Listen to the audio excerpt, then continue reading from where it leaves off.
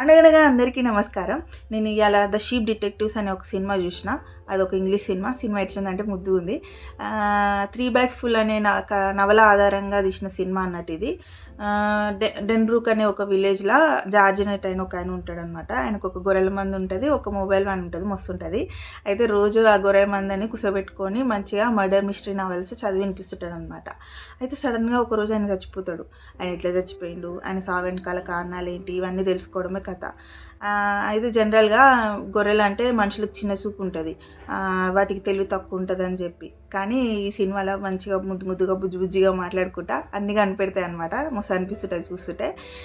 ఇంకోటి ఇందులో ఏంటంటే గొర్రెలకు ఏదైనా నచ్చంది కానీ బాధాకరమైంది జరిగితే ఇట్లా కళ్ళు మూసుకుంటే అవి మర్చిపోతాయి, మళ్ళీ గుర్తుకురావు వాటికి.